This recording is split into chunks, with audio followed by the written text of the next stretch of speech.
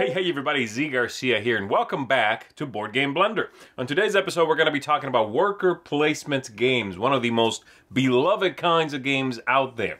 There's something about worker placement games a lot of people love, and that is, I think, the fact that you have so much freedom, the fact that there is so much turn angst, usually. You want something, you don't know if anyone's going to take it before you get a chance to, but there are so many options as well. And so you can pick your paths to victory. You know, you can decide to follow a very narrow, specific path and hope no one gets in your way. Or maybe spread out a little bit and then it's harder for people to get in your way. That's a very captivating idea, and I like that very much. So, hopefully you are already a fan of worker placement games. If not, hey, welcome. But if you are a fan of worker placement games already, then hopefully we will also, discover here for you a new entry that, hey, maybe will become a favorite for you. So thanks for hanging out with us. I hope you enjoy the episode, and I'm going to see you in just a little bit.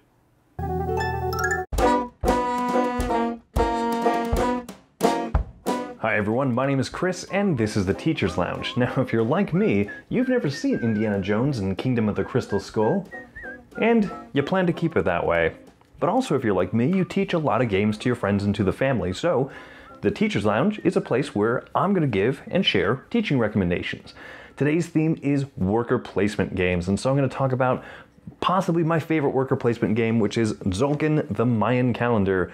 This is also called the game with the gears, Tzolk'in, Tolkien, or the game that got Eurogamers into painting. True story. So, what is the twist to this game? Pun intended. Well, there's a lot of moving parts. Pun intended. So let's kick right into high gear. All right. This is a worker placement game where you have several workers that you can put out onto various spots, represented by these smaller gears that are on the outside of the main one. In general, what you will do is you will place any number of them onto the lowest available spot, starting here with what's called the zero cost spot. But if you want to place on a gear where there's already something in the zero cost spot, you have to move up to the next one. And these cost one per space. This is going to cost your precious corn, the food that you're going to need to feed your workers. So you have to use the corn to put them out onto various spots, and also the more workers you put out in a single turn, the more corn you're going to have to pay. You have to pay a supplement for that. After you've either placed out any number of workers or removed any number of workers, once everyone has finished, this calendar, this central gear, will rotate one day, moving everything one space all at the same time. Some people consider this kind of a gimmick, but it prevents you from having to move every area manually and then doubling up on someone, forgetting someone, and so on. So this game is really brilliant for that, because the longer that you can let your workers sit out in an area, by the time you take them off, you take your turn to remove them, you get stronger actions if they've sat out longer. So I adore this game. It is complex, it is thinky, it's not that easy to pick up because there are a lot of rules. And so my teaching recommendation is, after you've taught all of the rules, everything that you need to get people started playing, I like to give just a 30-second recap, a cliff notes, if you will, of kind of what you're going to be doing, what a typical turn looks like. So for this game, I might say, every turn you will either put out workers or pull off any number of workers, right? Any number in either case. Corn is going to be very valuable, and so this is where you get it, and you're going to spend it all the time, and you want to let your workers sit out longer to get stronger actions. The main areas to get points are by trying to move up on these various temple tracks, by placing crystal skulls into these regions for points and to move up on temple tracks, and then lastly by turning resources in to construct these monuments and high victory point buildings. I might say that doesn't recap every single rule in the game, but it gives you a decent idea of at least what your starting turn might look like and what the point of the game is. There's a lot of systems, there's a lot of moving parts, like I said, but ultimately the goal is to get points here, here, and here. And so I like to give that Cliff Notes, that short summary review, because after teaching a lot of rules, it can be intimidating and someone might say, I don't even know where to start. So that's a starting point. I hope that you like this teaching recommendation. I hope that you, if you haven't checked out Tzolk'in the Mayan calendar already, that you do, because I love this game. It is thinky, it's complex, it requires a lot of timing and precision, but it rewards you if you try very hard to make things line up just right. So if you have any other teaching recommendations you'd like to see here, comment below, or anything else. I'll be replying under the name Meeple Overboard, which is a podcast that my wife co-hosts together. Thanks so much for stopping by, and enjoy the rest of your blender.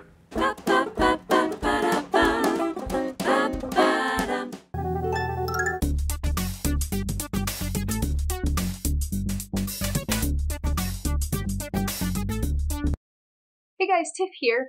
We're talking worker placement this week, and I'm super glad since it's one of my favorite genres of games. I'm always trying to find the right approach to get my board game club deeper into Euro games, and I can't say that I found the perfect gateway worker placement game. We've tried Stone Age and Lords of Waterdeep, which definitely work, but so far the most successful worker placement game we've tried is one that doesn't quite look like your average worker placement game, and that's Alien Frontiers, designed by Tori Neiman. In Alien Frontiers, you play as deep space colonists using various orbital facilities and alien technologies to build up your fleet of ships, gather resources, and launch your colonies. The game takes about an hour and a half and plays from 2 to 4 players. Each player starts with 3 ships that are 6-sided dice. These get rolled on your turn and are placed to the locations which all have differing placement requirements. For example, at the solar converter, you get a number of fuel tokens based on the pip value of your ships. If I place a 5 or a 6, I'll get 3 fuel. At the lunar mine, you have to dock ships of greater or equal value to what's already been placed to gain ore. This can be a spot where you place your higher rolls and prevent other players from gaining resources. You need both ore and fuel to build new ships, along with 2 dice of equal value. The catch is that each ship requires more resources to build than the last. Your 6th ship requires 3 ore and 3 fuel. There are spaces that allow you to gain alien technology cards, change the cost of resources, or steal from other players. But the focus of the game is creating colonies to place on the central planet. You can do this in 3 ways. By placing 3 equally valued dice and paying 3 ore at the colony constructor, by placing any type of die in the colonist hub to move the colony along the advancement track, or by sacrificing a 6-value ship and paying 1 ore and 1 fuel at the terraforming station. The planet has 8 territories that each contain special abilities for the player that controls the most colonies on that space. The game ends as soon as one player places all of their colonies. Victory points are given for each colony placed on a territory, area majority for each territory, and possession of the alien city, alien monument, and positron field. As usual, the player with the most victory points wins the game. Alien Frontiers is more complex than your average gateway worker placement, but since my board game club kids love player interaction and have a strong connection to the sci-fi theme, they're more willing to get this one to the table. They love blocking each other out of the most coveted spaces, taking over their opponent's territories, and using the raiders' outposts to steal from each other. Yes, I occasionally have to re-explain some of the orbital facilities in the middle of the game, but the clear iconography helps make it an easy teach. I like that the early game is more focused on resource gathering and building ships. That way some of the rules can be incrementally introduced as players get certain dice rolls or become able to change their rolls with alien tech cards. Speaking of which, on first play, I find that it's crucial to stress the alien tech cards. These cards are an important part of mitigating bad dice rolls and avoiding frustration. But they also seem to be something my board game club kids easily forget about, even though they start with one at the beginning of the game. Usually once one kid discovers the magic of an alien tech card that lets them add a pip or flip a die, they all go after him, but it takes some encouragement. My adult group can get through the base game of Alien Frontiers in an hour, but the board game club usually takes longer than that. There are some puzzling decision points which makes the game strategic and satisfying, but they can also lead to analysis paralysis. One way to speed things along is to skip the setup and use the iPad app if you're strapped for time. But you can also stretch things out a bit with the Outer Belt expansion, which adds docking spaces, asteroid cards, and a new territory. or the Factions expansion, which adds hidden objectives and player-owned orbital facilities. Between the replayability, interaction, and theme, Alien Frontiers is a perfect fit for a group ready to explore worker placement. I hope you check it out, and I'll see you back next time. Welcome to Bickering over Board Games, where we talk about trends, topics, and things in board gaming. Now, right off the bat, I should talk about the fact that this is not Callie, my wife, who's normally joining me. This is my friend Mike. I apologize. Callie was actually called out. She works for the U.S. Forest Service, and she was actually called out on a fire. She's gonna be gone, and we don't know for how long. So, wish her the best. The theme for the blender this week is working 9 to 5. What a way to make a living. It's a classic film I love. You've played The Gallerist with us. That's true. Which you really only have one worker. Yeah. I mean, you have the kind of lackeys that you leave behind. They're not, you know, as a mentor in this game, you know, as a gallerist and mentoring future gallerists, you're not a very good mentor, I gotta say. It's a great game, though. Back to another Vital Lacerda game. At the end of that campaign, I think it's called Escape Plan. Check it out, it's cool. You might even still be able to late back. They announced that there's another Vital Lacerda game coming out in like a year, and we got $5 off, by the way. Woohoo! And I think it's called On Mars. It's about settling Mars, which is great, because I don't think there's any other Euro games about terraforming Mars. Have you ever backed a Kickstarter? Yeah. Zombicide. Oh, right. Yeah. That's a worker placement game. Is it? No. What is a worker placement game? I've been trying to make the argument for a little while now that Blood Rage is really just a worker placement game. It's just worker placement with combat inside it. Haven't played it. You've never played Blood Rage? Oh, man. A worker placement, to me, is a game that you have to strategically place workers. And I think of worker placement with the main goal, the main strategy, as gaining resources as opposed to like combat. So there's a lot of games where you are gathering resources, but maybe more of the focus is on combat. How about Pursuit of Happiness? I think it is essentially a worker placement game. And that's what I'm talking about with the theme. Good job, Mike. See, this is why we invited you. This is what I'm talking about. I think you'd be tempted to call Pursuit of Happiness something other than worker placement, because thematically, they're not workers. It's like you spending your own time, right? 9 to 5. Working 9 to 5. You're killing it right now. You're killing it. And then the really novel mechanic, in my opinion, is the fact that your life is this dwindling resource, but the actions that you take in your life could extend it, but you don't necessarily win the game by living the longest. You win the game by having the best life. So you can live fast, die young, and win the game. I love that. It's a great game. And yeah, I think a worker placement. Are you going to get it? I check eBay all the time for you. Why is it out of print? Can someone tell me? Or like, they printed the expansion, but they didn't print more of the base game? Because I see the Community Happiness Project, or whatever it's called, all the time. Send a free copy and we'll review it. Full review coming soon. Would you shoot that review? Yeah. And I'll give it a 10 stars. But don't tell them that. Send it. 10-star review. No, okay, I gotta... We are very honest here on the Bickering Over Board Games. That's my honest review. Well, then they don't need to send it to you. Well, if they don't send it, then I'll give a bad review.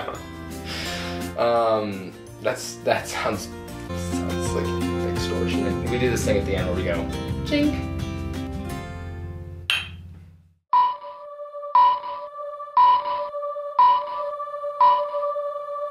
For today's game Under the Radar, I'm taking a look at a two-player only worker placement game. This is Holmes, Sherlock, and Mycroft. Now, there's not a whole lot of two-player only worker placement games out there, and in fact, I can very readily think of just one other example. That is Targi, a fantastic worker placement game, but not one that's flying under the radar. It's a fairly well-known game, and deservedly so. Holmes, Sherlock, and Mycroft here manages to have the feeling, in the worker placement aspect anyway, of a larger game, while still giving you a very simple central concept to the gameplay itself.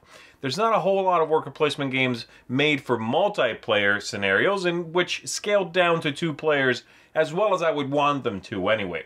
So it's nice to have these games around. Now in this game, you are ultimately just collecting sets of cards. It's a very simple concept. The cards, there is a deck of them, you are collecting these, and you'll compare who's got more of each kind of clue at the end of the game. So if I have more 8s than you, I will score victory points out of that using a specific, algorithm for that.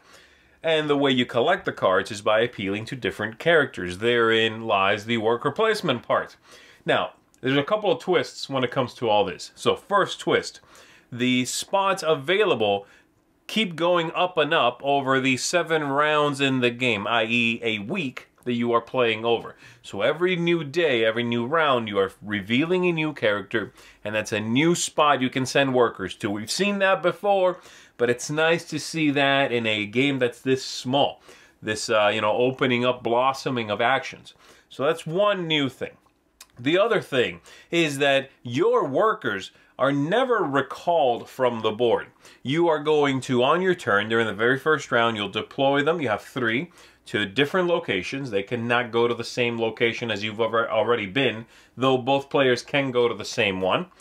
But then next time, you'll stand all 3 up, there's little meeples here, and then you have to take one and move it. You'd never pull them off the board. And since it cannot go to where you already are, there's a little trickery there in which you'll abandon a card and go to a different one, and the one you've abandoned is now available for you with one of your other 2 workers. You got to be careful about the options you leave yourself in the game. Another thing, if both players go to the same character during the same day, that character has been exhausted, and you are going to flip that card face down for the next round. So that's not available. You need to find alternate ways of gathering these clues here that you can turn into taking cards. And all of the cards, again, all of the characters you are appealing to will do a variety of things, but usually it's turning these tokens into cards you'll collect in front of you. So there you go. That is Holmes, Sherlock, and Mycroft. I really like this one. I think it looks fantastic, quick turns, but still engaging and interesting and puzzly in some ways action selection. So I hope you look into it, and I hope that you enjoy it if you have never played it and do get your hands on it. But that's it for me for Under the Radar. Thanks for checking this out with me. Get your investigation on.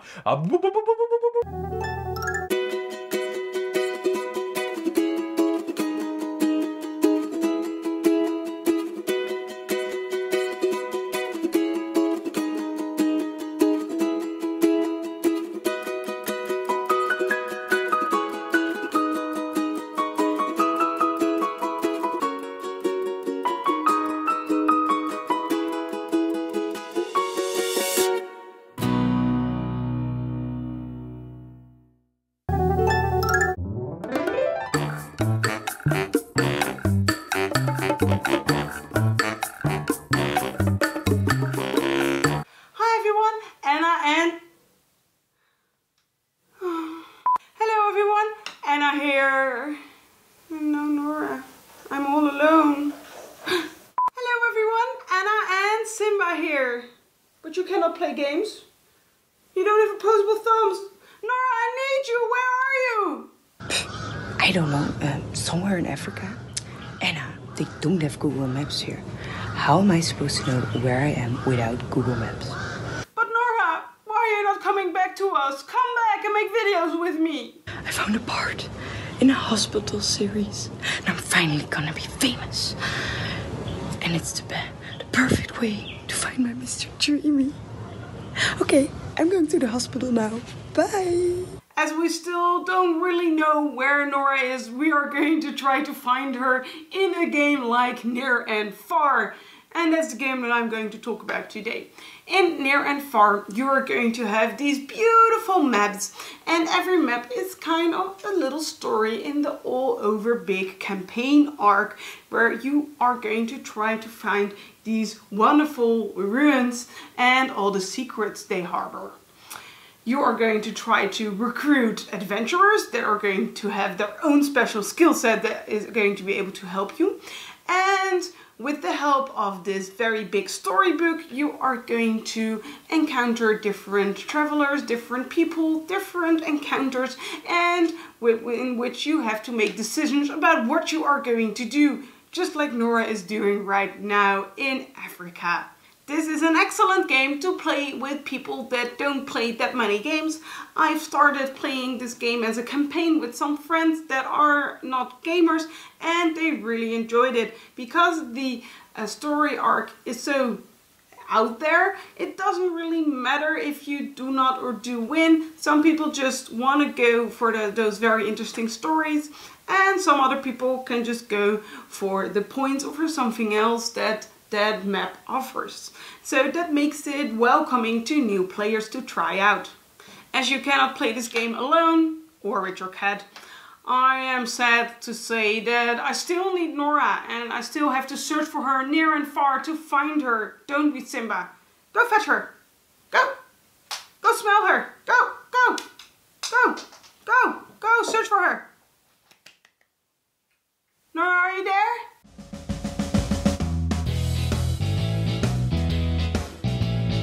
Hello friends of the blend, and welcome back to Retro Board Game Corner.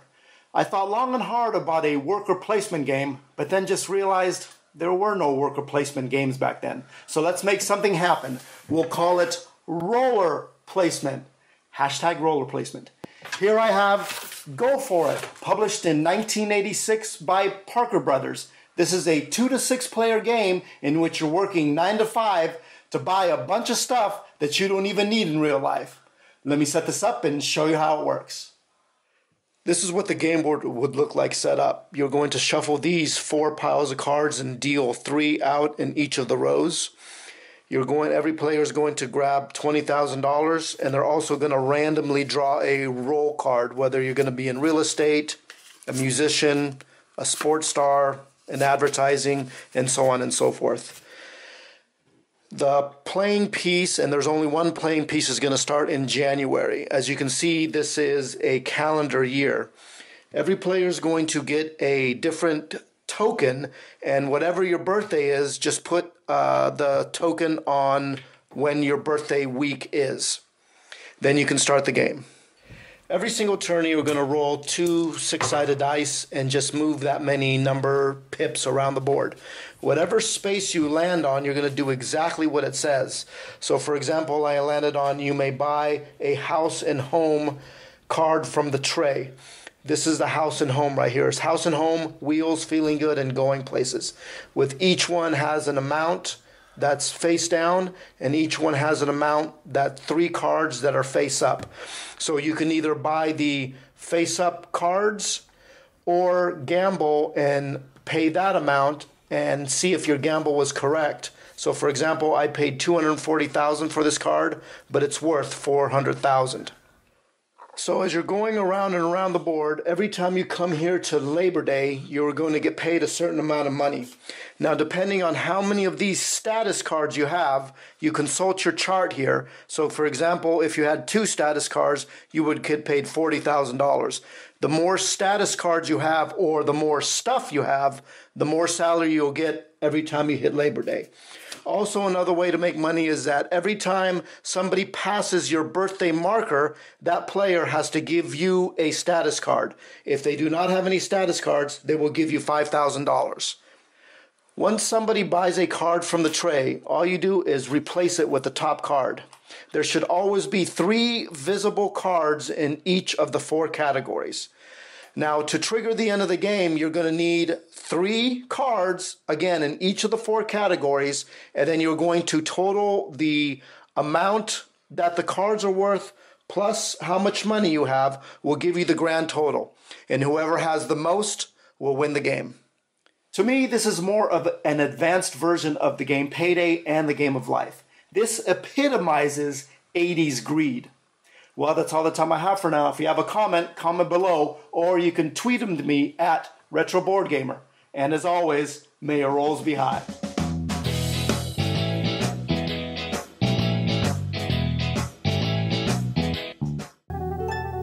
Welcome back to my adventures in and around Colorado. I'm Mark Streed, and this is Ramblings.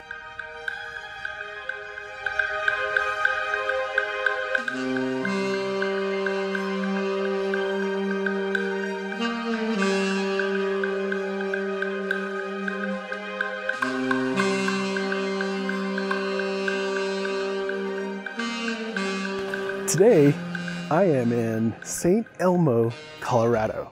This is an old ghost town, one of the most well-preserved ghost towns, and it is truly an amazing sight. Let's go take a look. This week we're talking about worker placement. So being in an old west town like this totally makes me think of Carson City, moving your cowboys around, doing jobs, and trying to maintain and build buildings. And there's some amazing buildings in this little old ghost town. I can't even imagine what it was like to live back in the 1800s in a town like this. Worker placement is something you see in so many games. And, you know, typically it's something that, you know, I feel like a theme is just pasted onto. So I wonder, what are some of the games that aren't so much pasted on theme that use this type of mechanic to drive the gameplay? Which again brings me back to Carson City. Carson City truly gives you that Old West feel. It's one of my favorite worker placement games, but there are many others. I found my worker. One of my favorite recent additions to worker placement is Smiths of Winterforge. So this game I love, and arguably maybe it's not straight up worker placement, but it does take worker placement and give you a bit of a twist. I like that a lot. So you have dwarves that are building, you know, weapons and all kinds of things on their forge. This even looks like a place where you might see dwarven forge in action. And the cool thing is that you actually have to move your meeples around the city, or your workers around the city, as if you're traveling around the city, not just placing meeples. But this game, the theme is captured so well because you are truly feel like you're crafting something. You're using dice, and if you fail to craft, then you actually get tokens that maybe make you better at crafting in the future. And that's what's cool, is that, you know, it takes this type of gameplay and turns it into not just something you have to do to earn sheep or whatever, but you actually feel like you're really doing something. Thematic nature totally comes through. I want more of this in gaming. I want using worker placement, but to feed the theme. But then, of course, there's the standard, like Agricola, big games that do worker placement, where I feel like you're just moving through the motions. You know, it's not, the thematic choice there does not come through. It could be anything. And I realize that a lot of folks love these games, but I'm a huge thematic gamer, and that's why it's definitely not on my top list for worker placement. I think we need a worker placement game with chipmunks. The ultimate thematic choice, gathering food for the winter. I just want to see more worker placement used in heavy thematic chosen games. I don't want it to be just a pasted on theme to have folks move meeples around and gather points. There needs to be a real reason to be making these choices. Like panning for gold. So, questions of the week. What's your favorite worker placement? And what games that use worker placement do you feel have the best thematic choice? You know, what really does doing that worker placement mechanic in a game convey the theme tremendously to you? And am I wrong? Is Agricola really a well-themed game? Or is it truly just a game that you're moving through the motions in order to get the most points? I wonder if any of the folks in this rowdy town played board games. All right, folks, thanks for joining me today. And until next time, we'll see you at the table.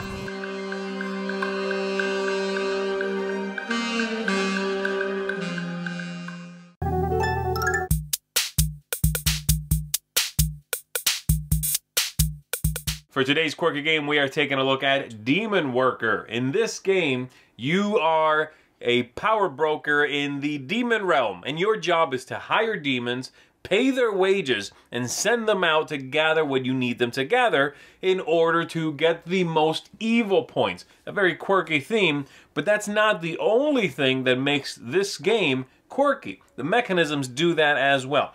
And so, the basic idea is you have locations. These are the worker placement spots, and you are going to be sending your different workers to these locations. That's straightforward enough, and they are, in fact, very straightforward locations. But besides that, the thing that makes it really quirky is you start with 2 workers. Both of them human, both of them have no hiring costs because you start with them, but they do have a payment cost, food. You have to give them food to deploy them to one of the locations. Fine. But you also have a hand of other workers that you've drafted at the beginning of the game, and these you are going to be able to go to one of the worker placement spots and hire them. They'll have a cost in order to hire them right here on the side, and a cost to deploy them to actually do the work. Gather what you need them to gather. These costs are wildly different, and they'll have a specific power that will trigger when you send them out.